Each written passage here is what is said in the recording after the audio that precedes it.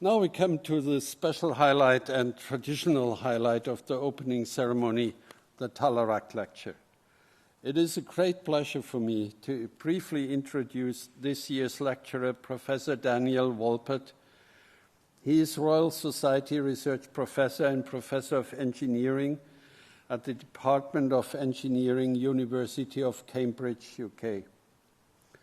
Daniel Wolpert read medicine at Cambridge before completing an Oxford physiological PhD, followed by a postdoctoral fellowship at MIT.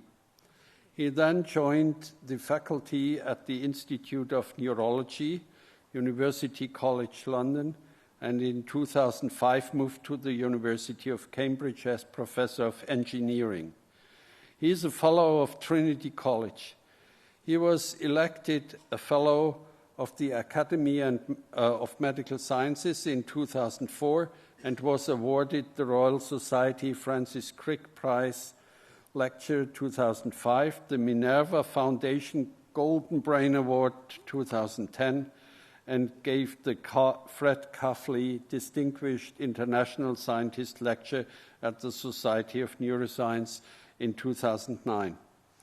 Daniel Wolpert carries out theoretical, computational, and experimental studies to investigate the computational principles underlying skilled motor behavior. The focus is on the control of the hand and arm as a model system. To examine the computations underlying sensorimotor control, he has developed a huge research program that uses computational techniques from machine learning, control theory, and signal processing, together with novel experimental techniques that include robotic interfaces and virtual reality systems that allow for precise experimental control over sensory inputs and task variables. 4 broad areas represent his research program: motor planning and optimal control, probabilistic models of sensory motor control, predictive models of estimation control and sensory processing, modular approaches to kinematic and dynamic motor learning, and robotic interface development. We are ready to learn from you.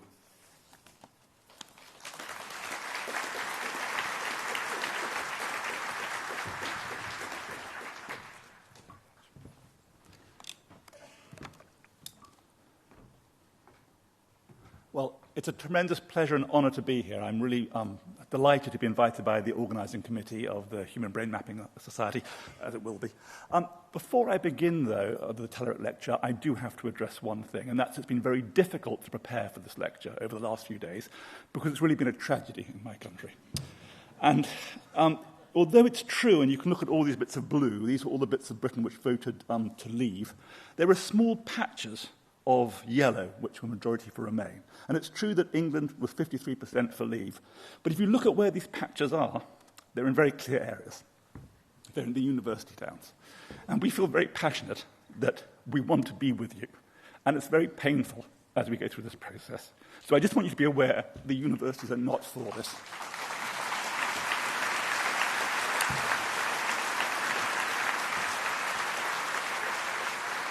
So, looking forward, there are going to be a lot of difficult questions to ask, but I'm going to start today my lecture with the simplest question we can ever ask in neuroscience, and one which I hope you all have thought about in your childhood at primary school, or at least when you decided to focus on the brain. And that's, why do we and other animals have a brain? It's a pretty fundamental question. If you're going to devote your life to imaging the brain or recording from the brain, you've got to think a bit about why we as a species have developed a brain, because there are many living organisms on our planet who don't have brains. If you think about this question for any length of time, it becomes blindingly obvious why we have a brain. We have a brain for one reason and one reason only, and that's to produce adaptable and complex movements. Now, that may surprise you, but if you think about it, movement is the only way we have of affecting the world around us. Now, that's not completely true. There's one other way we can affect the world, and that's through sweating. But if you take sweating out of the picture, everything else goes through the contractions of muscles. So think about communication, speech, gestures, sign language, or writing. They all require contractions of your muscles to express yourself on the outside world. So from my point of view, sensory, memory, and cognitive processes are all incredibly important, but they're actually only important to drive or suppress future movements. They can have no evolutionary advantage otherwise. So there's no point laying down memories of childhood or perceiving the color of a rose if it's not going to affect the way you move later in life. Now, for those who don't believe in this argument, here's the clinching evidence. This is the humble sea squirt. It's a very rudimentary animal. It's got a nervous system and an eye, and it swims around in the ocean in its juvenile life. And at some point in its life, it implants on a rock. And having implanted on that rock, it never leaves that rock. And the first thing it does, in implanting on that rock, is to digest its own brain and nervous system for food. So once you don't need the luxury of movement, you no longer need that brain. And in fact, the sea squirt's taken as an analogy to what happens in American universities when professors get tenure. But that's a different issue. Now, I have to admit, I'm going to credit this joke to Rodolfo Linus for one reason only. I think he did come up with it first. But also, there are a couple of irate sea squirt neurophysiologists who have written some papers saying this joke has to stop. Because it turns out it's true that the adult sea squirt absorbs much of its brain, but it retains a nervous system for autonomic control. So the brain is there not just to control the outside world, but also to control the internal world as well. So if movement is so important and the purpose of the brain, how well are we doing understanding how the brain controls movement? And I can really give you an example of how badly we're doing by contrasting how well we can build machines to do things that humans can do. So take the game of chess. And if we ask how well can we build machines to decide what piece to move where, pit Garry Kasparov here against IBM's Deep Blue, well, the machine will win occasionally. And I expect, and I don't know, maybe in this audience is not fair, that if the machine played you all, it probably beats you every time. So that problem is effectively solved. Now, what about the problem of picking up a chess piece, dexterously manipulating it and putting it back down, pit a 5-year-old child's dexterity against the best robots of today? There's simply no comparison for manipulation tasks. The child outperforms any robot. So we can ask, why is the top task so easy and the other one so hard? And the reason is, in the top task, we know the algorithm you have to solve. A smart child could tell you, look at all possible moves to the end of the game and choose the one that makes you win. So the algorithm's easy. Now, you need fast computers and approximations because of the combinatorial explosion, but we can get very close to the right answer. When it comes to the bottom problem, it's not even clear what computation you have to solve. And having infinitely fast computers wouldn't necessarily solve the problem of dexterity. But for those who aren't familiar with maybe not cutting-edge robotics, but what people can achieve in a PhD, this is a video from the Institute of Robotics and Mechatronics in Germany. I asked them what their average PhD student could achieve in 3 years. And this is the answer. It can get this robot to pour this water out into the glass. And it does it reasonably well. It's difficult because it's a squeezy container and the water stops about and so on. But it can do it. But it does it with nowhere near the fluidity with which a human would do this. Now, if you want this robot to do a different task, that's another 3-year PhD. There's effectively no generalization in robotics from one task to another. Each one is hand-tuned to solve a function. So I want you to compare this to Emily Fox here on the right, trying for the cup-stacking world record. Now, I expect there's some Americans in the audience here who will be familiar with this, but the rest of you won't. This is a high school sport in America. You have 12 cups. You have to stack and unstack in a prescribed order against the clock, and this is her world record attempt in real time.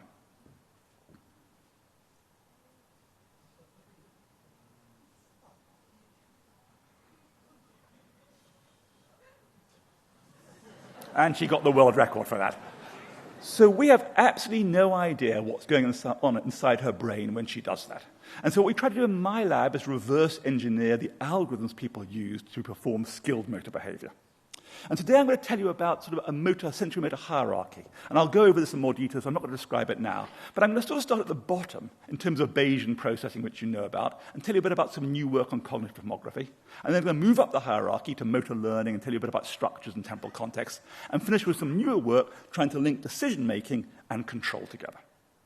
So I think you're all familiar with one of the problems which makes control hard. And that is, it sounds easy. You send a command down, it causes the muscle to change its state of the arm, and you get sensory feedback from the skin, from the muscles, from vision, and so on. The trouble is these signals are not the beautiful signals you want. Sensory feedback is extremely noisy. Put your hand under a table, try to localize it, you can be off by centimeters. Similarly, the movement command is very noisy. Try to aim for the same point on a dartboard over and over again, you get a lot of variability. And tasks we do are ambiguous and variable. This teapot can be full, it can be empty, and it can change with time.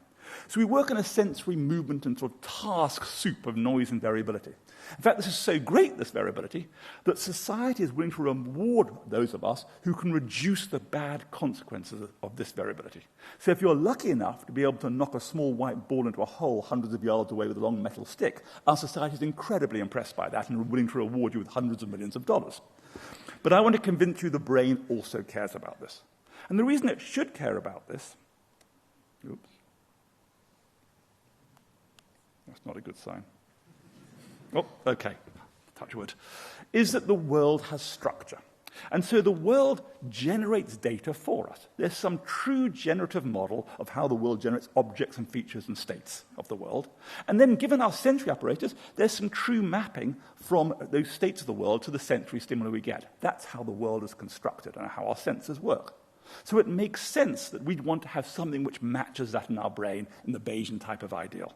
So we'd have internal models which capture both the way that data is generated from the world and the way our senses should respond to those states of the world. And the reason that's useful is then when we have some evidence, we can use our prior knowledge about the world to flip this arrow around and effectively generate percepts. And that would be a great thing to be able to do.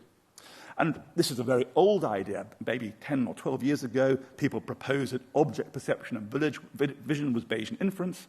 We suggested it could explain some things in sensorimotor control. And even cognition, inductive learning and reasoning, Bayesian methods were winning out. So surely that's enough. Well, what about attention, I hear you ask? Well, that's fine. Attention is also Bayesian, that's fine. And what about diseases? Are they Bayesian too? Yes, schizophrenia is also Bayesian. But what about mirror neurons? Surely they must be outside. No, they're also in the same box. They're Bayesian as well. So the Bayesian world is just taking over everything. So this is a very human-centric point of view, isn't it? Well, no, actually, owls also are Bayesian. So really, everything's Bayesian at the big level. But what about the tiny levels? Oh, yes, that's Bayesian too. The way axons move down molecular gradients is Bayesian. So Bayes has really hit the whole of neuroscience.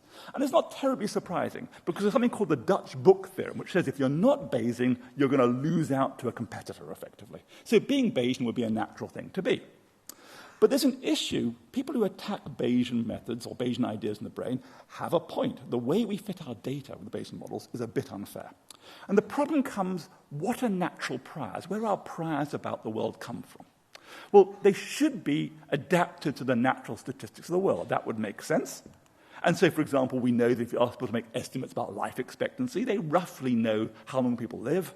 And they also know about simple scalar measures. For example, they have priors which we measure for the speed of visual motion or for the direction of light from above. And even people have looked at natural priors in one task, such as, for example, the shapes of animals. But there's a problem when you apply Bayesian ideas to all of these, in that priors are a bunch of free parameters. And the trouble is, any data set you give me, I could hand-tailor a lovely, complicated prior to explain that data. So it's very prone to overfitting. And the real value of having a prior is that you could have it to generalize across tasks. And up to now, there have been very few approaches, and probably no approaches, where you have multidimensional priors where you examine how general they are between tasks. So since this is the Talairach Lecture, and you're all familiar with tomography, I'm going to tell you a different version of tomography, which we call cognitive tomography. And the idea of tomography is you're going to take low-dimensional, maybe scalar measurements, many of them, and you're going to build up a rich representation. But here we're not going to be a structural representation. It's going to be a cognitive representation of the prior. And this is a collaboration between machine learners, and particularly Neil Housby here, and cognitive scientists, particularly Matt Lengel. And the idea, and I'm going to illustrate this and actually use this in the experiment, is imagine faces. They're a nice data set of faces. We can use the Basel data set of structures of faces.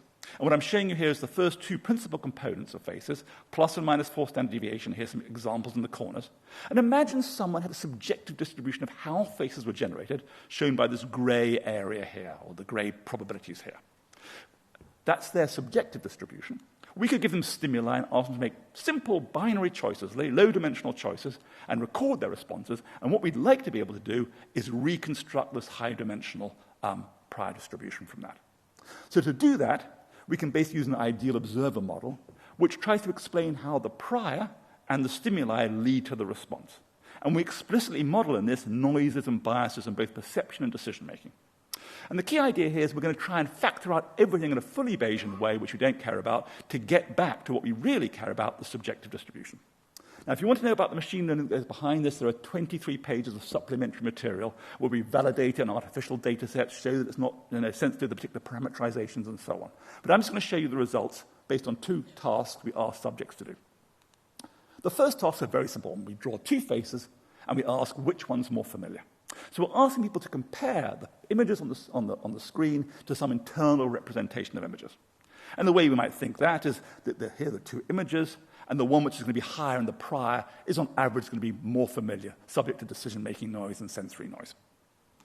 Then we have a separate task where we ask, when we show you 3 faces, which one do you think the odd one out is? So now we're asking to compare the 3 faces to each other, not to some internal representation. And the way you model these odd one out tasks typically is that you believe that 2 faces were regenerated from your distribution, and then one was perturbed, split off into 2. And the one which is split off to 2 are the pair, and this one's the odd one out. And you've got those 3 different hypotheses for which one's the odd one out. And again, something decision noise, sensory noise, and other types of noise. We use this to model the data. Okay? So here are the subjective distributions. Here's one subject for one task. And what you'll see is it's highly structured. It's not a simple Gaussian distribution, it's a really complex distribution. And we can ask, what happens if we give a different subject that same task? And we see that they have extremely different distribution. And we tend to see different subjective distributions across subjects for this task. What about the other task? That was the familiarity task. If we look at the odd one out task and look at the same subjects, what we see is they're very similar across tasks. So different across subjects, but similar across tasks. And if I show you all 10 subjects, we run for many thousands of trials each, we see that many of them are very similar across tasks, but as we get down to these ones here, they become rather amorphous and dissimilar. And there's a good reason for that. I've basically ranked these subjects based on a consistency test. 10% of the stimuli we gave them were repeated, although maybe in different places on the screen, and we asked how often do they answer the same way for exactly the same stimuli. So this is the most consistent subject, this is the least consistent subject. And clearly if someone's answering questions inconsistently, they've got a lot of noise, it makes it hard for us to extract their subjective distribution.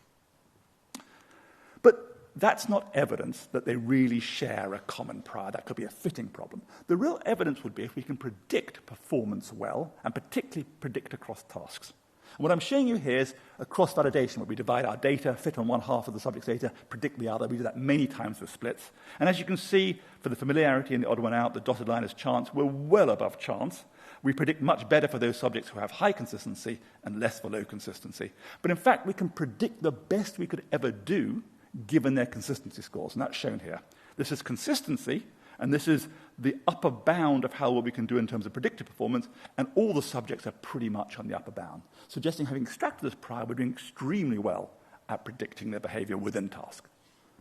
If we fit the familiarity and use it to predict odd one out or vice versa, we don't do quite as well. We do extremely well, really. We're still way above chance. So this really shows that there is a common prior for these 2 different tasks. And they are really different, because if you try to solve the odd one out with familiarity or lack of familiarity, we do very badly. It's a really different type of task.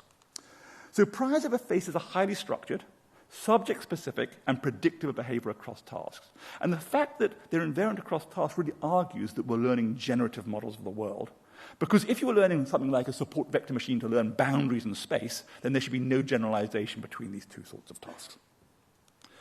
So what I've already said is that the Bayesian method is interesting in terms of being a core, and we think that we can extend this sort of cognitive tomography to higher dimensions with more machine learning techniques. It's quite slow at the moment to fit. But if we can do that, we hope it can be used as neural correlates both for imaging and neurophysiology. So down at the low level, we think of control as setting up some surface which tells you what motor commands you should produce as a function of the position and velocity of a hand, for example. But because of sensory noise, you don't know where you are on the surface, so you do the base Bayesian estimate you can. And even if you knew where you were, there's motor noise. And so we've done a lot of work I won't talk about of minimizing the bad consequence of that noise by choosing the surface carefully. But the trouble is not everything is a single task. Tasks vary in the natural world. So if you're handling this can, it can change in its weight or as you drink from it, and therefore you have to parametrically vary the control law in some way to account for different parameters of cans. But similarly, not everything is a can in the real world. Cans come in as one family, but they're also maybe power tools. And so there may be very different input-output relationships needed to control a power tool than to drink from a can. So we think of structures and parameters as sort of two different things. The structure is somehow the input-output equations, if you like, which govern the object you're dealing with, whereas the parameters are the numbers which go in that equation. And one problem is if you bring someone into the lab and give them a single motor task to do, there's no way for them to separate structures from parameters. It's just one thing.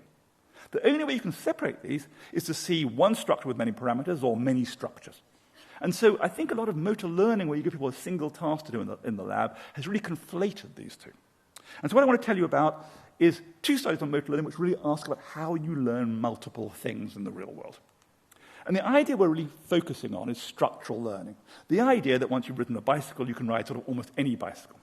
And so maybe when you learn to ride a bicycle, you have to set up some parameters in your brain, some high-dimensional space, and here are the parameters for the blue bike and the orange and the pink. Maybe what you learn is that bikes don't span the entirety of parameter space. Maybe all bikes lie on a lower dimensional space. Here I'm showing you one dimensional, but it'll be a lower dimensional manifold than the full space. And if you learn that structure, and that basically you only have to vary parameters along the structure, that conveys a big advantage. So when you come to a bicycle, you only have to explore along that manifold. And when you go to a new bicycle, you have this privileged superhighway to zoom along to new bikes. So we wanted to test this idea of structural learning. And so this is a collaboration with Freiberg, and particularly Daniel Braun's work, where we use the fact that in the lab, interference is extremely common between motor tasks. So if you bring someone into the lab and give them a visual motor task, which is like a prism or a mouse rotating your hand, or a dynamic task, such as a robot pushing them around, they'll learn it as a function of time. The error will go down. And if you went and sent them away and brought them back a month later and gave them the same task, they'd retain much of that memory. But if you brought them back minutes to weeks later and gave them the opposite task, so now the prism deviates to the left rather than the right, or the robot pushes to the left rather than the right, subjects are worse than they would have been had they never seen this task. So they have anterograde interference. And if you then bring them back and give them the first task again, they've effectively forgotten it. Retrograde interference. So these two sort of opposing tasks interfere substantially. So you can think of it very simply, here's the blue task, here's the red task. As you learn the blue task, you're far from the red. As you go to the red, you're far from the blue. It's not terribly surprising. These are just two parameters in space which somehow have no linkage between them. So our hypothesis is, could we facilitate structural learning by effectively linking these two things up as part of a structure? So if we make these things part of a structure, could we obliterate this interference that we see? And that would be evidence for somehow some structural learning. So the experiment's very simple. We're going to use visual motor rotations. It's like having a rotated mouse, but we actually use virtual reality to do this to have more control. It means we can control the perturbation trial by trial. So we give subjects 800 trials where they just reach naturally to targets with no perturbation, just like using your mouse normally. And then we give them a block of trials with a 60-degree rotation to the right, 60 to the left, 60 to the right, and we see exactly what we expect to see. In these blocks at the end, I'm showing you they learn the rotation, and then we go to the opposite, they're far worse, they relearn it, when they go back, they've forgotten most of it. Okay, these are done sequentially. But now we have a structural learning group. And during these 800 trials at the beginning, they get a new random rotation uniformly sampled from minus 90 to plus 90 every 8 trials. It's infuriating. It's like having a computer mouse rotate in your hand every 8 times you point. Subjects hate it. We pay them lots of money to sit there because they basically can't get to the target most of the time. And what we think is happening is that we're training them maybe on some structure from minus 90 to 90, which includes plus and minus 60. And we're linking these two things up as a structure of rotations. So that when we go to the plus 60, within a few trials, they're down at baseline performance. So these group have learned better than our control group. So you might think they're further in space from the minus 60. But when we switch to the minus 60, and they never know when the switch is going to be, within a few trials, we're down at baseline performance, and we switch again with a trial or two. So by learning a random experience along the structure, we've really obliterated interference. And this is quite surprising. Those who have worked with these interference paradigms, they're very hard to break down. Now, it's not a fair comparison. In this case, they've experienced plus or minus 60 a lot, so maybe it's got nothing to do with the structure. So we have a third group who again get 800 trials, but every 8 trials it changes, and for 10% of those 8s, they get minus 60 degrees, lots of experience of this. And for 10% they get plus 60, lots of experience of this. But for the other 80%, they get a combination of a rotation, a shearing, and a scaling, which is a horrible transformation. So the way we think about this, lots of experience here at minus 60, lots at plus 60, and the rest just covers the entire parametric space. There's nothing low-dimensional to link those 2 points up, even though they get plenty of experience at plus or minus 60. And if you look at this group shown in green here at the top, they're just like our controls. They learn nothing at all. So we think structure learning is an important part of real-world learning. But variation in tasks is really important to be able to learn to handle different objects. And in this case, we see structure-specific facilitation and structure-specific interference reduction. And I think a lot of the complex things we see when learning one task in the lab is because we're not separating structures from parameters. I expect that most of our structural learning goes on as children. We know how objects in the world behave. What I don't know is quite the weight or inertia or viscosity of this new object I'm handling, but I know the structure of it, and it's only as adults we do mostly parametric learning. Now, I don't want to give you the feeling that the only way you can learn two things is by learning a sort of random variation. There are clearly other cues you can use to indicate that there are different dynamics. But it's surprising which cues do and don't work. And this is work really by Ian Howard primarily in Cambridge, where we look at can you learn opposing things on a trial-by-trial basis as a way of assessing how motor memories are switchable. And so the way we do this is we get people to hold onto a robotic device, which is going to perturb them in a very precise way. It generates a force which is proportional to the speed of the hand and acts at right angles to the current direction. So we call this a curl viscous field. So if you made a movement this direction, you would get a force shown by these arrows pushing you to the right in a clockwise direction. But in other trials, we can apply the opposite force field, one which acts in a counterclockwise direction, opposite. And if we make people make reaching movements, these are at the same place, I've just separated them visually, and we tell them if this light is on, the robot's going to push you to the right, and if this light is on, it's going to push you to the left. What we find is that they can't learn anything. And the way we assess learning in these trials is we occasionally do what are called channel trials, where the robot constrains you to a straight line movement, and we can measure the predictive forces you generate into that channel as a measure of how much you compensate. And we can then quantify as a percentage how much you've adapted.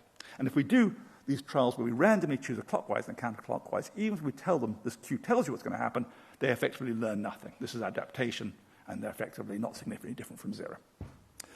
But rather than just tell them that this point here determines the force field, instead we can ask them to start from that point. So now they're going to start from here, move on to here with no force field, and then go through the force field. And if they come in from the left, the force is going to push to the right. If they come in from the right, it's going to push to the left.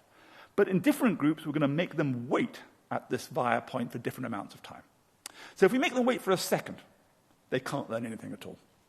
If instead we ask them only to wait for half a second, we begin to see substantial learning. If they only have to wait 150 milliseconds, we see more learning. And if they can go there and just go straight through, we see really remarkable learning. It's very hard to learn these opposing force fields. But it turns out that if you have a lead-in movement, which is different, even though it's not in the force field, then effectively you can generate appropriate or separate motor memory. So it seems there's something very special about the last 500 milliseconds or so of what the arm's been doing to allow you to separate motor memories. So based on this, we had to do the crazy experiment. If the past, the recent past, separates out motor memories and that you construct separate ones, what about the recent future, if that's the right word? So what about future states? Could they allow you to separate out motor memories? So we have a group, who the no follow-through group. They make a movement through the force field, and the force field direction depends on which of these two targets appears. And in this case, again, they learn nothing. Okay? But in another group, they're told to move through the force field and then continue on either to the left or the right target. And between subjects, we basically counterbalance the direction of the force field with the direction of the follow-through. So now what you're going to do in the future determines the field you're going to get now. And in this case, we see substantial learning. So it suggests that what you're going to do in the future affects your ability to separate out motor memories. We haven't mapped out the time course of this, but we expect it'll be very similar, maybe a few hundred milliseconds. But the reason this is interesting to us, it answers potentially a question which has always frustrated me. Why do people follow through in sport? Once you let go of a ball, or make contact with a ball, anything you do after that does not affect the flight of the ball. So why is it so important to make this consistent follow-through? Well, we can begin to hypothesize, based on our results, that if you make a consistent follow-through, so I always make the same follow-through after a skill, I'll be activating one motor memory, and so I'll be pouring all my learning into one memory. If, on the other hand, I make different follow-throughs after the skill, then I'm activating different motor memories and spreading my learning across multiple memories. And so we did exactly this experiment. One group of subjects always made a consistent follow-through, and one group of subjects made different follow-throughs, but it was always after the skill, so they get the same skill, just different follow-throughs. And what we found is the group who had a consistent follow-through learned significantly faster here in red than the group who didn't have a variable follow-through. And we modeled this. What's happening is this group are forgetting more between trials, effectively, as though they're moving to a different motor memory each time. So what is it about a follow-through which really allows you to separate these motor memories and maintain opposing motor memories in your brain? Well, this is a new study. This is actually just repeating exactly what we've done before, and unfortunately it worked again. This is a no follow-through and a follow-through group. But we wanted to know, is it planning the movement or executing the movement which really matters? So we have two groups here. One group only get to execute the movement, but don't get to plan it ahead of time. So very simply, they start the movement without knowing which force field they're going to get, and midway through the movement, we then turn on the final target and they follow through to the left or the right. So they make very similar movements. They have enough time to make the switch to the left or the right, so their movements are very similar to the groups who actually just do a full follow-through, but they don't get to plan it from the beginning. They only get to execute it. And the question is, having made this movement, does it somehow retrospectively allow you to separate those memories? And of course, we have to test it by presenting the target before at the start of the movement. And on those trials, we put them in a channel so they can't learn anything from it, but we can measure what they've learned. And the execution-only group learn nothing at all. So just performing a follow-through doesn't help you separate motor memories. But with a planning group, the planning group see the target from the beginning, they make their movement, but midway through the movement, we turn off the target. And they have to stop at the target, and they're not allowed to follow through. Now, clearly, if we did it on every trial, they would never plan the movement. They know they're always going to be stopped. So we intersperse that with many of these trials where we have a channel and they do follow through. So there are lots of these trials. So they're encouraged to plan ahead, but they can't learn anything from these. They can only learn from this trial here, where they plan but don't execute. And what we found is the planning group learn just as much as the full follow-through group. So in fact, all you need to do is plan your follow-through. You don't actually have to execute your follow-through. And so how do we explain this? Well, one way we're thinking about it, if you know about the Chilton-Shenoy motor cortex data, is that basically motor cortex sort of lives in some high-dimensional space, and that what planning is moving to some point in space before you set some dynamical system off. And if you plan different movements, you'll go to different points in the space. And what we're working on now is the idea that different points in those space can be linked with different forces you have to adapt to. And so as long as you're allowed to plan ahead, even if you don't execute, you'll have different trajectories in neural space, even though they produce the same movement in hand space. And so in fact, Mark Churchill now is trying to test this out with some of his monkeys. So recent, past, and future actions determine the current memory, and planning is much more important than execution for separating motor memories. So until recently, that was my whole world, the sort of structures, parameters, and Bayesian stuff, and signal-dependent noise. But more recently, Mike Shadden came and spent a year in my lab and tried to persuade me that decisions is really where all the action's at. And so the idea that decision-making tends to look at complex stimuli and very simple movements, a button press, a saccade, very dull from my point of view. Whereas motor control is all about simple stimuli. Here's a target, point to it, but about complex control problems. And in fact, these two fields computationally live in little silos. They really don't talk to each other. And that's surprising because decision-making and motor control share many of the same features. They require acting on streams of noisy evidence or commands. They rely on inference, time constraints, and costs. So what we're trying to do really is to ask, can we link these two things together in some way to have a cohesive understanding of decision-making and control? And to do that, we have a collaboration between Cambridge and New York. So Ronald van der Berg is the main mover on this, but then we have people from NYU and Mike Shadden from Columbia. And so I'm going to tell you about two studies looking really at the issue of decision-making and control. And this is a very typical example in English forest. You come to this English forest and you have to make a decision whether to go left or right. And what you'll notice in English forests is how worn down this bit of the ground is. And there's a good reason for that. Because what people tend to do is head down one way and then veer off down the other, changing their mind. And while there are good models of how people make initial decisions, there are rather poor models of changes of mind, as we'll come on to. So clearly, we know something about the initial decision. Initial decisions take time. You have to evaluate evidence, maybe visual evidence or internal evidence from memory. You have to make a decision here, a binary one, left or right. And then you have some confidence in that decision, how sure you are. It all depends what you're doing. You may be looking for the best view, the quickest way home, a friend. You then head off, and you may get more evidence from the external world, or you may reevaluate evidence you've already got inside your brain. And then you may change your confidence. And maybe if you change your confidence enough, it'll lead to a change of decision. And so what this project really is trying to ask, can we integrate these 5 things, initial decision, time, and confidence, with changes of confidence and changes of decision within a single framework? And to do that, we're not going to work with lovely forests. We're going to work with very simple 4-choice tasks, where subjects sit here, they hold the handle of a little robot just to move it around. And what they see, though, overlaid on their hand, is a typical random dot kinematogram. So for those who aren't familiar with this, the task here is to say, are the dots on average moving left or right? And the way it's constructed is that the dots are, a proportion of the dots are moving in either right or left on a given trial, and the rest of the dots are sort of random. Okay, and we can make the task very easy as it is here. They're moving to the right, and if you can't see that, that's a problem. Or you can make it very hard by making a very few proportion of the dots move. And we call that the motion coherence, the percentage of dots which are moving, which goes from 50, which is very easy, down to 0, where it's just random motion and people will still make a decision. In this task, we tell people they have to indicate, is it a right or left decision by going to the right or left target. But we also tell them they have to give us a confidence judgment. They have to decide, are they high confidence or low confidence? And we do that by giving them a different point scheme, so they get many points for the high, but they lose lots if they're wrong, whereas they get fewer points for low, but they lose fewer as well. Importantly, they have to make judgments of both. And it's a reaction time task, so they can choose to view the dots as long as they want. The moment they initiate the hand movement, we turn the dots off. So they only see the dots until they start the task and they make a movement. Now, because I'm collaborating with Michael Shadden on this, we do it in a monkey paradigm. We run 4 subjects for 4 weeks, so we get 10,000 trials. Okay? So here are a few of our 10,000 trials. In general, you can see that most trials go straight to a target. But what you'll see, about 5% of trials head off to one target and then change midway to go to another target. They change confidence. Here, going from a high confidence to a low confidence target. And about 3% of trials change decisions. So this was going to a right decision and changed to a left decision.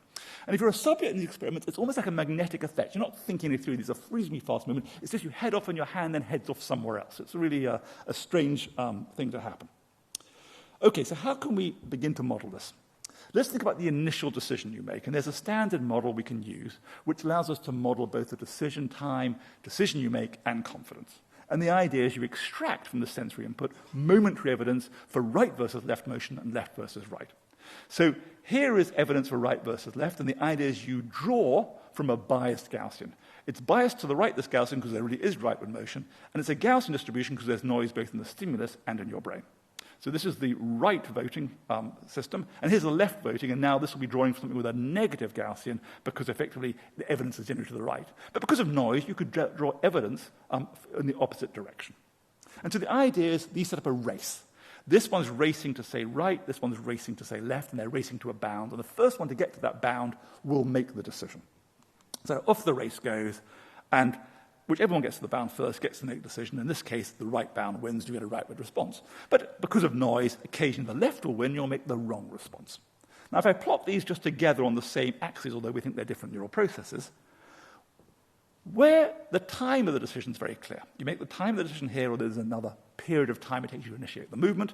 But how do we get confidence out of this? Well, confidence comes rather naturally out of this by not considering the winning race, which will always be at the bound, but by considering the losing race.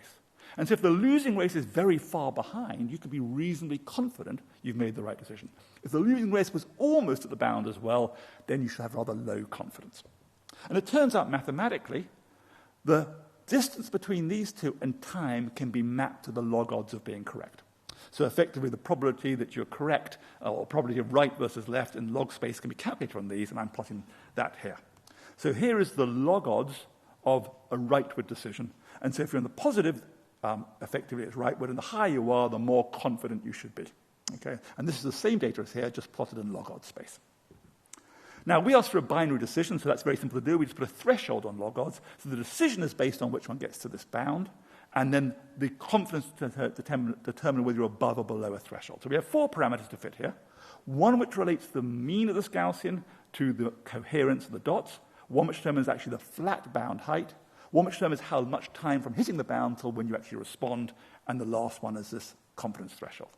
And using that, we can do a reasonably good fit to these initial decisions. This is the motion strength from hard to easy trials. This is the proportion correct. And in general, you get more correct as the motion strength goes up. But also, if you are highly confident, you are going to be more correct than if you are low confident. And we see that. And also, if you said you were highly confident, you'll make faster movements, and if you're low confidence, you'll make slower movements. And that's what the model predicts as well. And we see that for all 4 of our subjects. So we can account for the sort of behavioral responses in terms of probability correct and reaction times from the initial decisions. That's not really of interest to us. What we're really interested in is the changes of mind. So we fix all these parameters, and now we go on to think about the changes of mind. Why, given the dots went off, did people change their mind? And the reason is, the stimulus came on at some point, and it went off at movement onset. But we know that there's a sensory delay between the stimulus appearing on the screen and you accumulating evidence in parietal cortex, for example. Similarly, from hitting this bound, there's a motor delay till when you actually initiate the physical movement. And if you put these 2 delays together, which we call the non-decision time, that means there's about 300 to 400 milliseconds of information you can never use to make your initial decision. And that's true of any perceptual decision. Whenever you make a decision and you initiate that decision, or act on that decision, there's another period of information you can never have used, but you could still use after you initiate the decision. And so the question is, what do you do with this information? A number of years ago, we showed in a different paper that people process this information and use it to change their mind.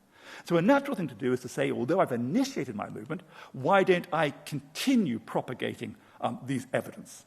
And so in this case, I started off highly confident, but now they become rather close together. I should be much less confident. And again, we can map everything back into log odds space. So I was highly confident when I made my decision, and now I'm rather low confidence. And the natural thing to do would just be continue our boundaries along. But that wouldn't be fair, because there's a cost to changing a decision. If I'm reaching to one target and want to head off somewhere else, there's a physical effort incurred in that. So I'm not willing to do it for a 1% improvement in my accuracy. So a natural thing to do is take all these bounds and shift them down to put a hysteresis in. And so now there are 4 parameters in our change of mind, these 3 shifts, and how long I'm willing to integrate information, because I don't want to integrate it too far. If I get to the target, I'm not really willing to change anymore. So based on that, we can explain the proportion of trials in which subjects change their confidence and decision as a function of the easiness of the trial. And so in general, people change confidence more often, the blue, than they do change the decision. And although people are idiosyncratic, using this model, we can account for that idiosyncratic behavior, both in the proportion of changes of confidence and changes of decision. And more than that, we can look at the conditional changes of choice. What's the probability of changing to a correct choice if you made an error, or changing to an error if you made it correct? And the data and the fits of our model are all shown here, and similarly for confidence. And we're able to account for most of this data reasonably well with this simple model. So it suggests the sequential sampling framework provides a unifying count for decision, speed, accuracy, and confidence. And it suggests that this extra information in the non-decision time is used to update ongoing motor function. More than that, you can change your mind about decision and confidence, but we can explain that all within a coherent framework. Now, those who work on decision-making and confidence, many people study decision-making and confidence by getting people to make a decision and then asking them their confidence, and make arguments that they're dissociated, they somehow come from different processes. But the problem is, if you sample the decision and confidence at a different time, they will appear dissociated because the confidence will use extra information from the non-decision time. And therefore they will appear dissociated when they're not really, they're really coming from a common mechanism. So this is sort of a warning to those who look at, rats poking their nose in and then looking how confident they are by looking how long they're willing to wait for a reward, where they're able to integrate more evidence they could use to make the decision. So finally, we've tried to move from this simple one-off decision to something a little bit more realistic, and that's multi-stage decisions. So often you have to make a multiple sequence of decisions in a row to get to a goal. And often, maybe all of those decisions have to be right, or some that have to be right to get there. And so one problem is, when you make multiple decisions towards the goal, you don't really know whether any of those individual decisions was correct. And so the question is, how do you take information from one decision to affect the next decision? And to address that with a very simple double decision task. Subjects get to make a random dot left-right judgment, and now we use eye movements just for simplicity. And it's a reaction time task again, and they make a decision, they make an eye movement either to the right or left target, and after a small delay, to allow them to integrate any more information, they then get a second choice to make, up or down. And importantly, they have to get both of these correct to get their point. Okay? There's no point getting one or the other correct. They have to have them both correct to get to their goal. And the difficulty of the two are uncorrelated. So you can have an easy followed by easy, easy followed by hard, and vice versa, all possible combinations of difficulty for each of them. They make the second decision, and then they're told if they're correct or not. Now, not surprisingly, we can model a first decision with a drift diffusion model very simply. This is just one subject, but all subjects look like this. Here's proportion correct as a function of motion strength, and here's reaction time, and this is the fit of a drift diffusion model. Very straightforward. But if we look at the second decision, what we call d-second here, and we can split the second decision by whether the first decision was correct or an error, we see differences in the second decision based on what happened in the first decision. So if the first decision was correct, the second decision tends to be longer. And if the first decision was an error, the second is shorter. And similarly, if you were correct on the first, you're more likely to be correct on the second. So it seems like something from the first may be affecting the second. But there's a caveat here. It could just be fluctuations across trials. Maybe my attention goes up for a trial, so I'm more accurate on the first and the second, and I go down, I'm worse on both. It could be a common cause explaining both of these. But we can rule that out with a very simple examination, where we look at the reaction time on the second decision as a function of the motion strength on the first decision. So that's the difficulty of the first decision. So now as the difficulty of the first goes up, the reaction time on the second goes up, but that can't be explained by fluctuations because the decision strength has got nothing to do with fluctuations. It's just how difficult the task was to start off with. So this suggests there's something else being transmitted from the first decision to the second decision. And if I split this data by whether you were correct or error, even if you were correct on the first, we see that if it was easier on the first, you tend to be slower on the second decision. So how can we think about this? Well, let's think about what happens on the second decision. If I think about my expected reward, the longer I wait on my second, the better my evidence I'm going to accumulate, and the more accurate I'm going to be, shown by this sort of schematic here. And this could be if I'm highly confident on the first. I really think I got the first one right. This would be about the reward I expect overall. On the other hand, if I'm not very confident after my first decision, so I think I might have got it wrong, that's going to limit my probability of being correct overall, because effectively my probability of being correct is the product of the two decisions. And therefore, although it's going to rise with time, it's going to asymptote at a lower level. Which means if there's a cost of time, a negative cost of time, so it's bad to wait, then my total costs are going to have different shapes. So if I'm highly confident, I'm going to peak later than if I have low confidence. So it suggests that if I'm highly confident, it's worth waiting more time to make my second decision. And so the question we really want to ask, if we think it's confidence, which is guiding, linking up these decisions, what is it about the confidence here which affects parameters here? It could affect my signal to noise, it could affect my bounds, it could affect my time delays, it could affect many things.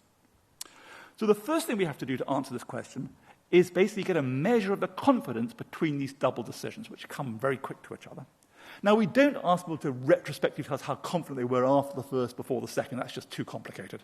What we do instead is we intersperse single decision trials, which are either clearly single decision trials or trials where they thought they were going to make a second decision, but we stop them there and ask them to rate their confidence on a scale 0 to 1. And so we can use this data. Here's 3 subjects. This shows their confidence rating against reaction time for different coherence level, the easiest task to the hardest, and for correct responses, thick lines, and incorrect responses, thin lines. So in general, the higher the coherence, the easier the trial, more confident. The longer it takes to make a decision, the less confident you are, and that's to be expected. Okay. So we can now use this effectively to predict, based on the reaction time, the coherence level, and whether you were correct or wrong on the correct or not on the first decision, what we think your confidence would have been intermediate. And then we can use that to try and ask, how does that change the parameters of the second decision? And we compare a bunch of models, 6 models of different things varying, and the one which we prefer, or that is strongly preferred by comparison, is that the second bound is some constant plus linear in your confidence.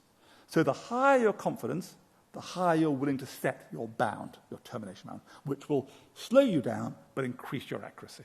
And so fitting that model to the subjects, this is the increase in the second bound as a function of our estimate of the confidence after your first decision. The dotted line is the fit of the linear model.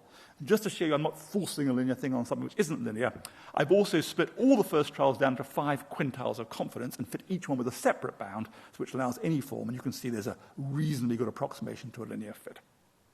So it really suggests that what links up decisions is confidence. You don't have accuracy at all. All you have is your confidence. And this is a sort of a novel role for confidence in linking together or setting parameters for future decisions. It also suggests you can do this in a really on-the-fly way. There's only a few hundred milliseconds between these decisions, so there's a degree of flexibility that the brain can compute confidence on the fly and use it precisely to modify the parameters of the decision-making mechanism. So to summarize, I hope I've convinced you the brain's evolved to control movement. Don't let anyone tell you it's there for any other reason. We think cognitive tomography can go along with the sort of tomography you do to extract high-dimensional representations. At the moment, the thing that's really lacking is active learning. So at the moment, we can't fit the model on the fly and then choose the next stimulus to be the most informative, and that would really speed up and let us get to higher dimensional priors. But that's something we're trying to work on. We think structural learning is a really fundamental part of learning, and temporal contexts are extremely important in the way you can separate out motor memories. And we think the interplay of decision-making control is an interesting avenue which we're trying to pursue. I've already mentioned all my collaborators, so I just want to thank my main funders, the Royal Society and the Wellcome Trust and the Human Frontiers Science Programme, and to remind those of you who don't work on motor control that when you see creatures doing what look like very simple motor tasks, the actual complexity of what's going on inside their brain is quite dramatic. Thank you very much.